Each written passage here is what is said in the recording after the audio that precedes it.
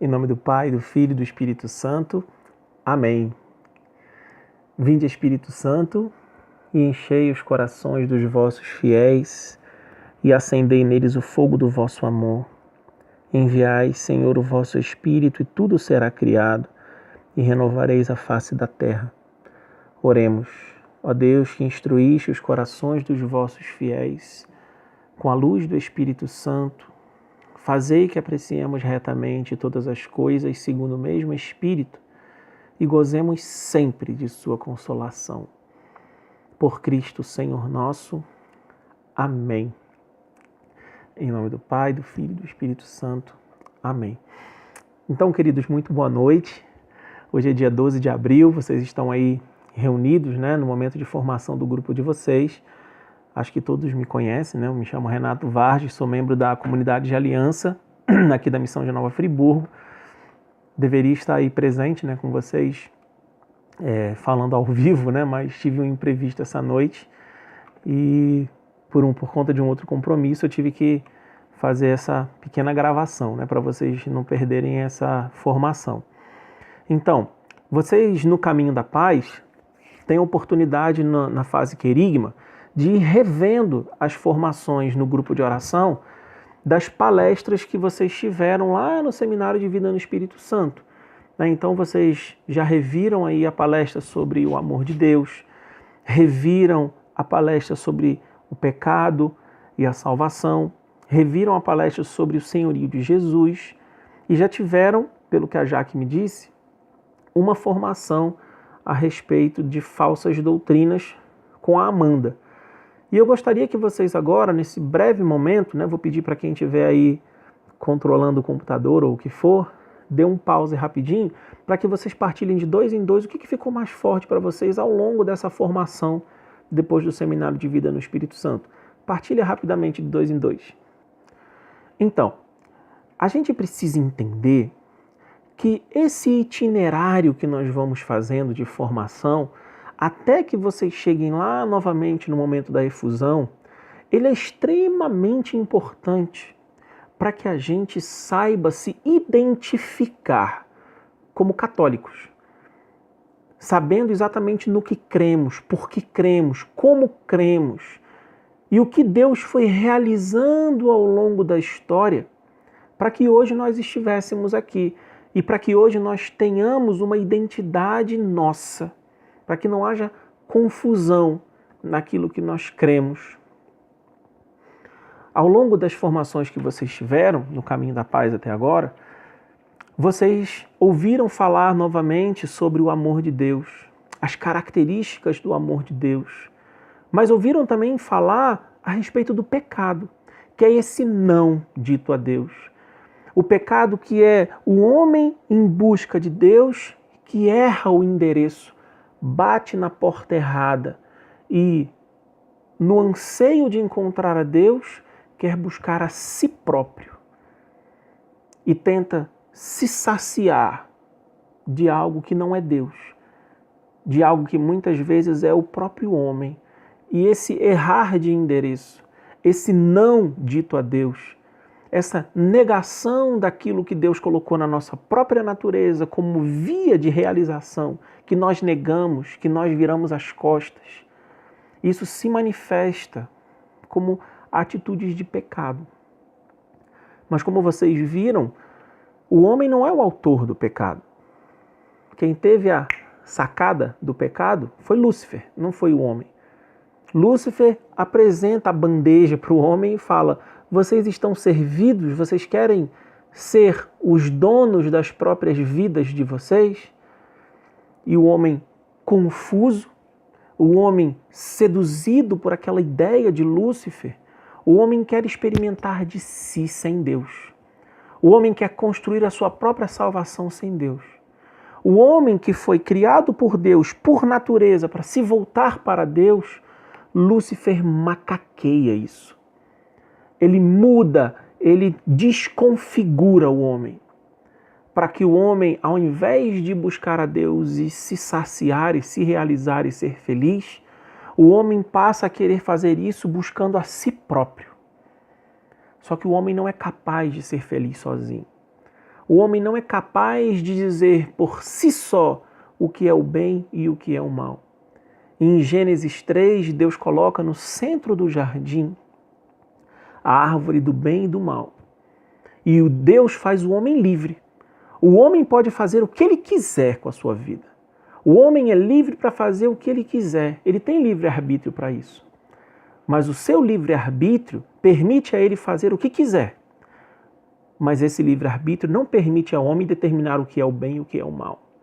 O mal continua sendo mal e o bem continua sendo bem, independente do que o homem escolhe. E Lúcifer sabe disso. Ele sabe que existe no coração do homem uma aspiração, um anseio por Deus. E Deus precisava salvar o homem. Deus precisava libertar o homem das garras de Lúcifer. Deus precisava livrar o homem dessa escravidão que o homem se colocou quando negou a Deus e aderiu àquela armadilha satânica. Como Deus fez isso? Se tornando um de nós. Deus nos liberta não com um decreto. Deus nos liberta não com uma palavra dita, mas Deus nos liberta com a palavra encarnada. Ele se torna um de nós em Jesus Cristo. Ele sofre em Cristo aquilo que nós deveríamos sofrer. Na carne de Cristo, há o sofrimento do pecado de todos os homens que antecederam a Cristo e de todos os homens que existirão até que Jesus Cristo volte. Ele sofre na carne dele a pena, a dor, o sofrimento, a angústia do homem que quis se separar de Deus. E por isso Jesus nos salva. Por isso Jesus é a nossa salvação. Porque ele assume para si a nossa natureza. E sem deixar de ser Deus e sendo totalmente homem, ele une novamente Deus e homem no coração dele. Em Cristo não existe separação entre Deus e homem. Em Cristo, a nossa humanidade, criada para Deus, vive em perfeita harmonia com Deus. Aquilo que Deus sempre sonhou para nós, aquilo que Deus sempre quis para nós, aquilo que Deus nos fez para ser, se realiza em Cristo. Porque ele, sem deixar de ser Deus, foi plenamente homem, assumiu a nossa humanidade, exceto no pecado, e viveu tudo que nós vivemos, e morreu no nosso lugar. Por isso nós somos eternamente gratos a ele. Por isso nós o declaramos Senhor da nossa vida. Mas, meus irmãos, Jesus não é bobo. Jesus conhece a nossa natureza. Jesus sabe que existe sobre nós uma graça, mas ele sabia também que o inimigo de Deus estava derrotado, mas não aniquilado, não morto, não mais inexistente. Mas Lúcifer continua no mundo redimido, no mundo salvo, no mundo recriado, mas num mundo em que individualmente nós ainda corremos risco de negar a Deus e perder a nossa salvação. E justamente por saber disso, Jesus vai revelando aos homens o caminho que o homem precisava fazer para não deixar de aderir a Cristo, não deixar mais acontecer o que aconteceu no Jardim do Éden. E Jesus, por dezenas, centenas de vezes nos evangelhos, ele vai mostrando aos homens o caminho dele, mostrando, na verdade, que ele é o caminho. É interessante que Jesus, sabendo que o homem estaria sob o risco de novamente cair nas garras do inimigo, ele deixa muito claro o que ele veio fazer no mundo. Se você trouxe Bíblia, tome a sua Bíblia no Evangelho de Lucas.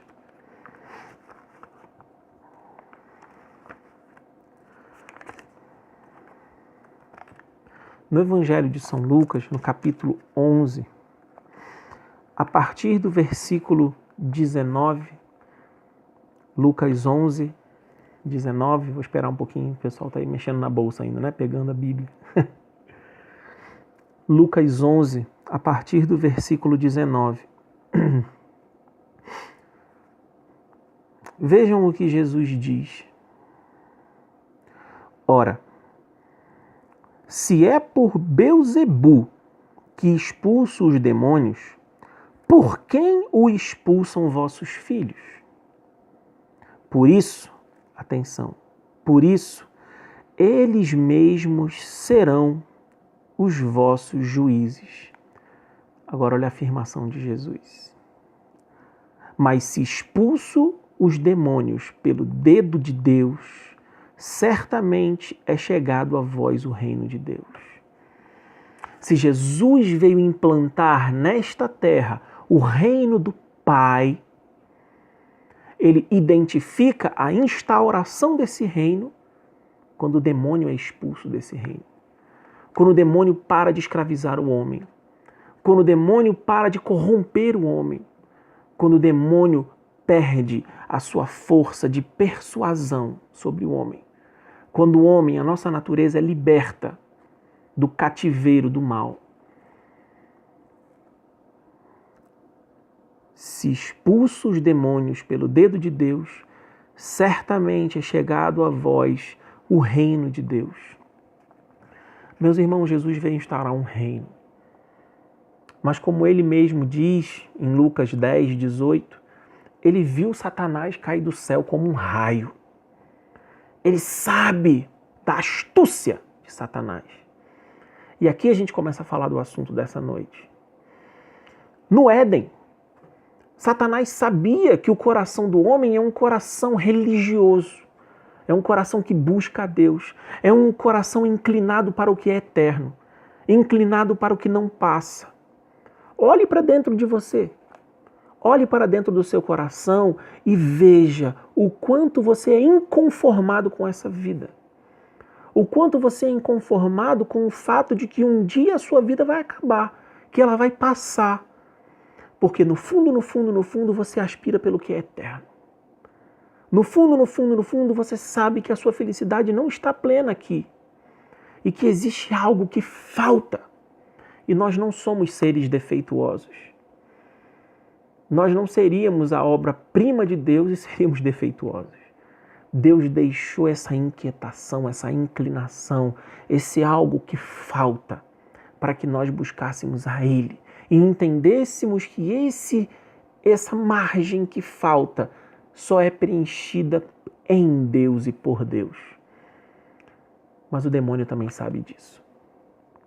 E como ele fez no Éden, pegando essa inclinação do homem a ser feliz e desviando, dizendo para a mulher, é verdade que Deus proibiu você de comer de todas as árvores do jardim, ou seja, é verdade que esse Deus na verdade não te ama?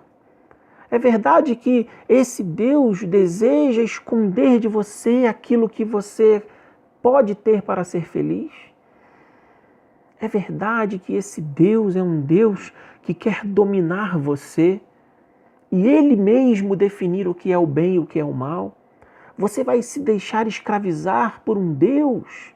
Não! Tome as rédeas da sua vida. Seja feliz sozinho. Tome as suas próprias decisões. Vá viver independente de Deus, esse tirano velhaco louco que te acorrentou a uma felicidade presa a Ele. Não, se liberte. Seja você mesmo o definidor do que é o bem e do que é o mal. E Adão e Eva caíram na lorota. Só que, meus irmãos, o demônio, ele não tem barro. O demônio não é criador. Quem é criador é Deus. O demônio, a única arma que ele tem é pegar aquilo que Deus criou e deformar. Como ele não tem barro para criar, ele deforma o barro que Deus fez para que aquilo se pareça com o que ele quer. E quando Jesus Cristo veio a esse mundo, quando Jesus Cristo esteve no meio de nós, ele instaura um reino. Ele nos mostra aquilo que nós devemos viver para segui-lo, para estarmos juntos com Ele. para que pertencêssemos à sua igreja, para que fôssemos membros do seu corpo, que é a igreja. Meus irmãos, isso é indiscutível. Qualquer pessoa que lê a Sagrada Escritura constata isso com muita tranquilidade.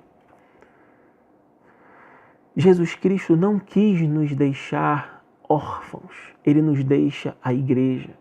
Ele não quis nos deixar sozinhos, Ele nos deixa uma doutrina. Ele nos deixa a Ele mesmo como pessoa para ser seguido. E o demônio, sabendo disso, faz todo um esforço para que o homem tire o olhar de Cristo, ou para que o homem tenha o seu olhar confundido a respeito de quem é Deus e de quem é Cristo. E como ele faz isso? Pegando a inclinação religiosa do homem e fazendo com que também ela erre de endereço. Fazendo com que a aspiração que o homem tem por Deus encontre outra coisa que o homem olha e acha que é Deus e fique com aquilo como se isso fosse Deus. Não sendo Deus. Frustra o homem e não faz o homem chegar a Deus. Por isso, meus irmãos, o ser humano, a natureza humana, inclinada a Deus, redimida por Cristo, é orientada por esse próprio Cristo para pertencer a um corpo que é a igreja. Mas, meus irmãos, Jesus não é bobo. Jesus sabia que, da mesma forma que o demônio quis macaquear aquilo que Deus criou, o demônio também ia querer macaquear para poder desvirtuar e destruir aquilo que Deus recriou em Cristo. Pega a sua Bíblia, abre lá no Evangelho de Mateus. Mateus 7, 15.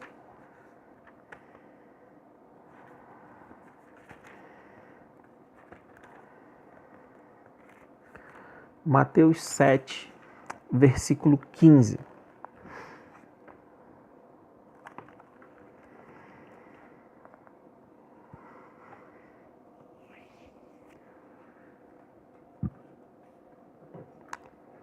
Jesus, ensinando aos apóstolos a respeito do que era necessário para que eles entrassem no reino de Deus, ele vinha falando aqui da necessidade da oração, da porta estreita.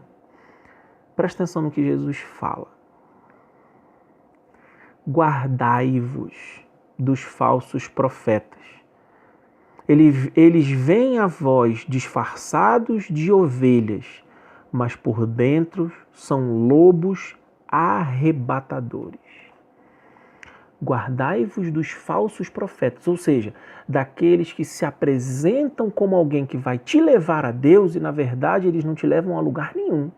Eles são ladrões da sua alma. Meus irmãos, Jesus disse, ele disse que haveriam lobos, haveriam falsos profetas, haveriam aqueles que falariam em nome dele e que nos levariam à ruína, nos levariam para longe dele. Isso também entrou no discurso dos apóstolos. Isso também foi escrito em outras partes do Evangelho. Abra 1 Timóteo, capítulo 4. 1 Timóteo, capítulo 4. Timóteo fica depois da segunda carta aos Tessalonicenses. 1 Timóteo 4.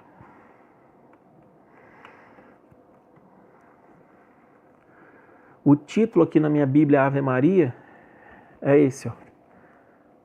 Perigo dos falsos profetas, doutores. Perigo dos falsos doutores. Olha o que São Paulo diz a Timóteo. O Espírito diz expressamente que nos tempos vindouros alguns hão de apostatar da fé, ou seja, meter o pé, dando ouvidos a espíritos embusteiros e a doutrinas diabólicas, de hipócritas e impostores, que marcados na própria consciência, com o ferrete da infâmia, e aí ele vai descrevendo uma série de coisas, né? Proíbem o casamento, assim como o uso de alimentos que Deus criou para que sejam tomados com ação de graça, pelos que conhecem a verdade, papapá. São Paulo deixa claro a Timóteo que haveriam falsos doutores. Renato, tudo bem? Jesus falou que existiriam os falsos doutores, e como é que a gente vai reconhecer o que é dele? Como é que a gente vai reconhecer o que não é falso? Meus irmãos, a fé católica ela tem uma autenticidade. A fé católica ela tem uma identidade. Inclusive, essa formação aqui, ela não tem como objetivo atirar pedra nas pessoas que não creem naquilo que nós cremos, não. O objetivo dessa formação é deixar claro o que é falso diante daquilo que nós cremos como verdadeiro. Ou seja, existem coisas que nós cremos como falsas diante daquilo que nós cremos como verdadeiro e que não tem como se misturar. Não tem como você, como eu dou essas pregações no seminário, eu sempre digo, né? Não existe como você escolher colocar a blusa do Vasco e entrar na torcida do Flamengo. Você vai apanhar. Porque você não tem liberdade para colocar a blusa do Vasco e ir para a torcida do Flamengo. Você usa a sua liberdade na hora de comprar a blusa, não na hora de entrar no estádio. Portanto, meus irmãos, a fé católica ela tem uma identidade desde o primeiro século. Para que alguém participasse das reuniões da fração do pão junto com os apóstolos, ela precisava dizer o símbolo apostólico, a nossa profissão de fé. Entendem isso?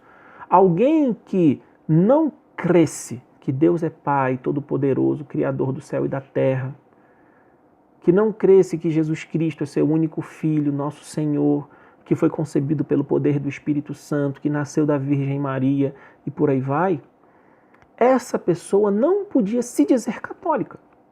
E ela não podia participar daquilo que é próprio do que a igreja vive, do que a igreja crê. Portanto, todos têm direito de viver a religião que quiser. Mas se você deseja ser um católico autêntico, um católico fiel ao que Cristo ensinou, você precisa deixar de lado aquilo que não pertence à Igreja de Cristo. E se você quiser saber o que pertence à Igreja de Cristo, olhe para o símbolo da nossa fé. Nós cremos que Deus é um Pai. E se Ele é um Pai, Ele é um Deus pessoal, Ele é um Deus que participa da nossa vida. Ele não é uma força abstrata. Ele não é o grande arquiteto do universo, como creem, por exemplo, os frequentadores da Rosa Cruz, da maçonaria, das sociedades secretas. Se Deus é criador, existe o Criador e existem as criaturas. E se Ele é criador e existem as criaturas, nós não podemos atribuir às criaturas um poder que só Deus Criador tem. Por isso, meus irmãos, árvore não tem poder, cristal não tem poder, árvore não tem poder. Estou olhando aqui para um bando de árvore aqui perto da minha casa. Árvore não tem poder, cristal não tem poder, elefante com um bumbum virado para o portão não tem poder. Deus tem poder. Ele é criador. E Ele é Pai. Se Ele é Pai, Ele te conhece. Ele sabe o que é o bem e o que é o mal para você. Ele sabe o que você precisa e o que você não precisa. Ele sabe muito bem as suas necessidades. E um Pai que é Pai, e especialmente sendo Deus Todo-Poderoso, onisciente e onipresente, Ele vai saber muito bem te dar o que você precisa no tempo certo. Alguém que crê que Deus é Pai e que Ele é Criador de todas as coisas, do céu e da terra, não precisa ficar consultando búzios, horóscopo, mulheres que fazem leitura de mão. bruxas e todo tipo de trabalho de adivinhação, de superstição. Nós cremos que Deus é Pai, Todo-Poderoso, que Ele é Criador do céu e da terra. E Ele tem um Filho, Jesus Cristo, que ultimamente tem sido tratado com uma superficialidade, como se Jesus fosse uma pessoa qualquer. Meus irmãos, ou Jesus Cristo é Deus feito homem, nosso Salvador, ou Ele merecia ter apanhado mais e morrido de forma pior. Porque alguém que solicita para si a condição de caminho, verdade e vida. Alguém que diz que se nós não comermos a sua carne, bebermos o seu sangue, nós não vamos ter a vida eterna. Alguém que pega a lei mosaica, a lei de Moisés, sobe no monte e diz: vocês ouviram o que foi dito, eu, porém, vos digo. E ele vai mudando, e ele vai aperfeiçoando a lei, mandando que nós amemos os nossos inimigos, mandando que nós demos a outra face. Que homem é esse? Que homem é esse? Ou ele é um louco varrido e morreu apanhando pouco? Ou ele é Deus que se fez homem e deixou como herança para nós uma igreja, na qual nós nos vemos obrigados a crer, reconhecendo quem é Jesus. Meus irmãos, eu gostaria de, nesse tempo finalzinho que me resta, falar a respeito de algumas coisas. Não vou dar sequência na nossa profissão de fé, não dá tempo, mas algumas coisas que a própria Sagrada Escritura nos mostra como abomináveis. Nós vamos abrir no livro de Deuteronômio. Deuteronômio capítulo 18. Deuteronômio é o 5º livro da Bíblia. Tá? Se vocês forem pegar a Bíblia, né? A Bíblia lá tem Gênesis, Êxodo, Levítico, Números. Logo depois vem Deuteronômio.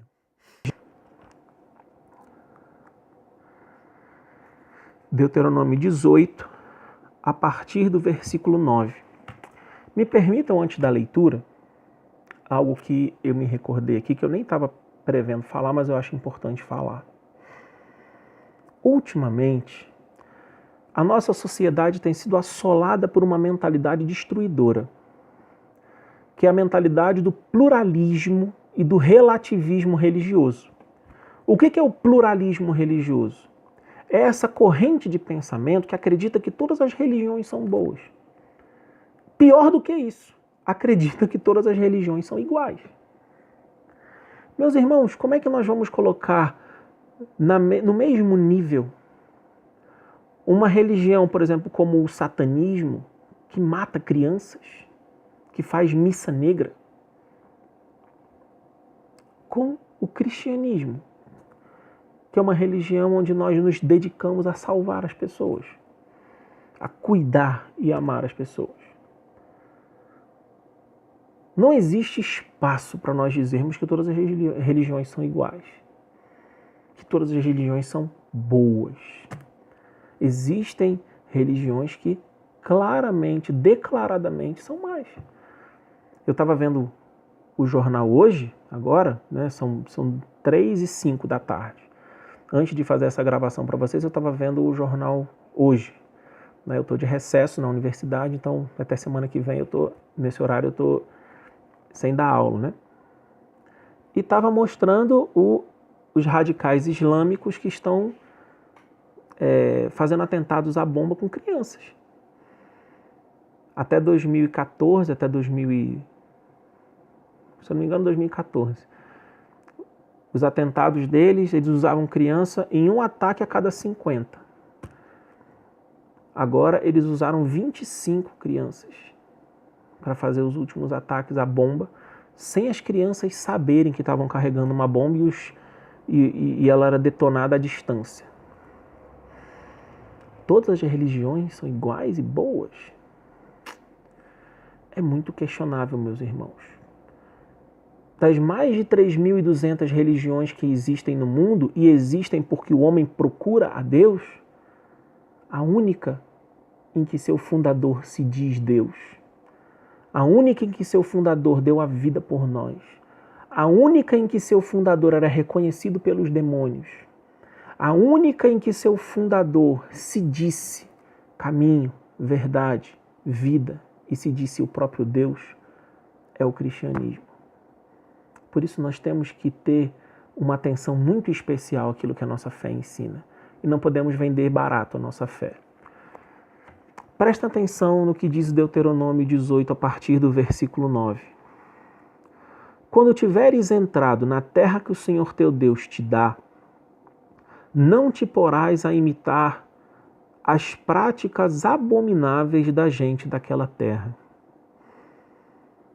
Não se ache no meio de ti quem faça passar pelo fogo seu filho ou sua filha. Nem que se dê a adivinhação.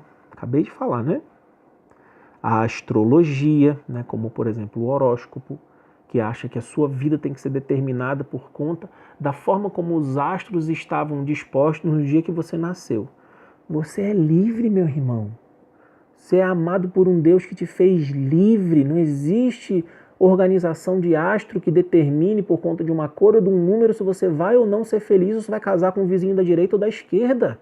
Você é livre. Livre. Aos agouros, ao feiticismo, à magia ou à invocação dos mortos. Ou seja, o espiritismo. Porque o Senhor teu Deus abomina aqueles que se dão a essas práticas. Abomina. E é por causa dessas abominações que o Senhor teu Deus expulsa diante de ti essas nações. Serás inteiramente do Senhor teu Deus. Ou seja, meus irmãos, desde o Antigo Testamento o Senhor reconhece a inclinação do homem de deturpar aquilo que ele colocou como inclinação natural de busca por Deus, de encontrar coisas falsas e querer aderir como se aquilo fosse Deus. Talvez aí na sua tradução da Bíblia Ave Maria, ao invés de dizer aqui no versículo 11, né, a magia ou a invocação dos mortos, diga espiritismo mesmo. E olha, meus irmãos, eu vou dizer uma coisa para vocês, viu? Aqui na cidade de Nova Friburgo é impressionante o número de pessoas que caem numa lorota comum e que tem uma prática comum de se autodenominar católico e espírita. Olha, vocês vão me perguntar